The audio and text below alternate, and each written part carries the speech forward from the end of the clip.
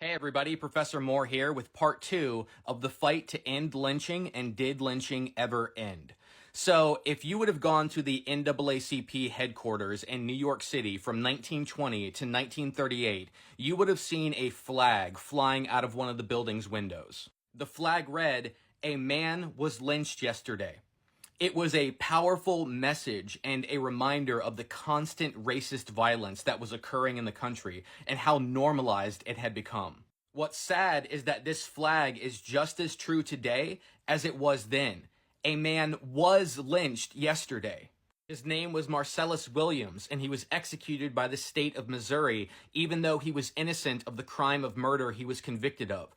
The prosecutors, the jurors, and the victim's family all proclaimed his innocence, but none of that mattered. The state murdered him anyway. Another man was lynched a few days before that. His name was Freddie Owens, and he was executed by the state of South Carolina, even though 2 days before the execution, the main witness at the trial signed a statement saying that he falsely testified and identified Owens at the crime scene. There are so many more names we could add to this list of modern lynchings. Nathaniel Woods, executed by the state of Alabama in 2020. Troy Davis, executed by the state of Georgia in 2011. These murders should be called by their true name, legal lynchings. What these executions show is that lynching never went away. Many lynchings simply went behind prison walls. This is something that anti-lynching activists started pointing out as early as the 1930s. As black communist Harry Haywood put it, lynching by due process of capitalist law, legal lynching, is just as effective as stringing the victim up from a tree. It is safer, less scandalous, being covered by the respectable cloak of capitalist justice. The official Communist Party position was that the court belongs to the lynchers. Black communist William L. Patterson observed in the 1930s that Judge Lynch has put aside his noose, mask, and gasoline for the moment and returned to the courthouse. Here we can see a cartoon from the Chicago Defender where a racist judge stands behind a dead body in an electric chair and says, "Since they're raising such a fuss about lynching, I guess I'll do it this way." The Labor Defender magazine constantly drew attention to these legal lynchings. Here's a cartoon showing how the racist courthouses had become the new lynching trees. Here's another cartoon showing the judge in the role of the lyncher. And here's a cartoon showing how America's courts were carrying on the tradition and terrorism of the Klan. If we look at the statistics and data on American executions, we'll see that lynchings never went away. All we have to do is compare these two maps. The map on the left is of the lynching of black Americans. The map on the right is of the state execution of black Americans. They're the same. There is no denying that the death penalty in America is racist and has served as a legal lynch mob. People of color have accounted for a disproportionate 43% of total executions since 1976, and 55% of those currently awaiting execution are people of color. The death penalty has always been a tool of white supremacy and been used to kill and terrorize black Americans. Let me ask you this question. Can you imagine what happened to Alan Foster happening to a white American? After being convicted of assaulting a white woman in 1935, a 20-year-old black man named Alan Foster was sentenced to death by the state of North Carolina, who decided to use him as a guinea pig to try out their first gas chamber. A reporter for the Labor Defender described the horror that followed. He said, "Clad only in white shorts, his lithe brown body was strapped into the death chair. The chamber was sealed. The experiment began.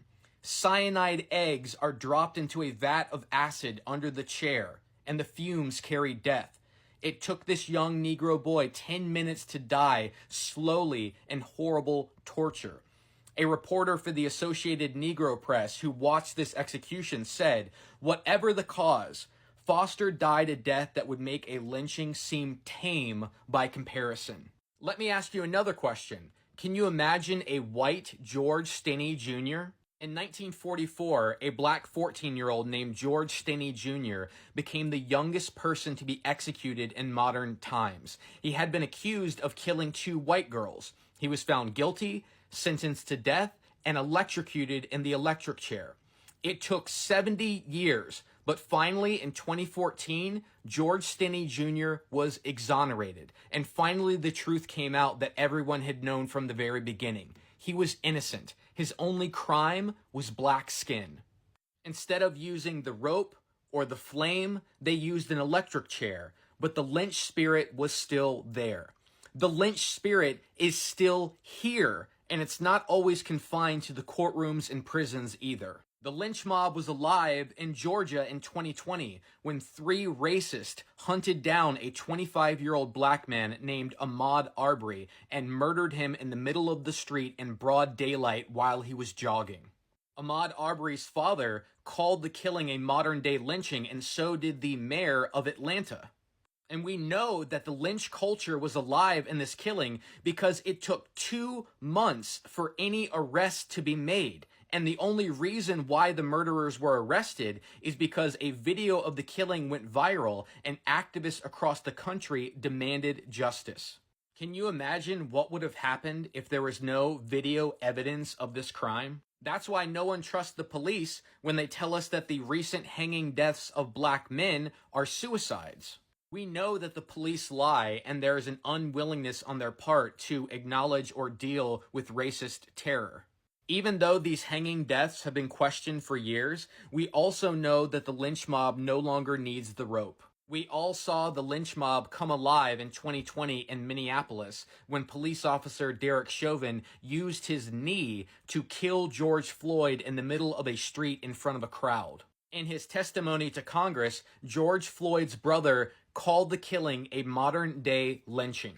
That's the word that many people have used to describe this killing, because what other word is there? What the murder of Ahmaud Arbery and George Floyd and Walter Scott and Eric Garner and Philando Castile and Tamir Rice and Breonna Taylor and so many others shows is that lynching is not a part of our past, but something that we are still dealing with in the present. So we can see that this flag that reads "A man was lynched yesterday" will continue to remain true until this country deals with its racist past and its racist present.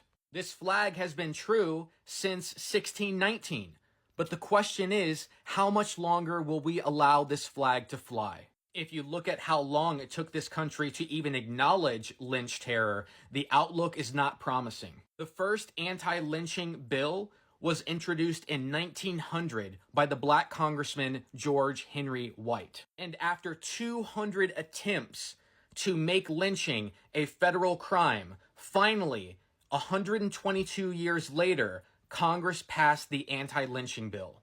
But by this point, it was too late to help the thousands of black Americans who had been killed by white lynch mobs. So my question is, will it take 100 years for us to abolish the racist death penalty?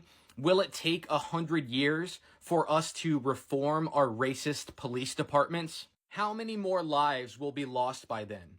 When will we finally be able to tear down this flag that says a man was lynched yesterday and put it in a museum where it fucking belongs?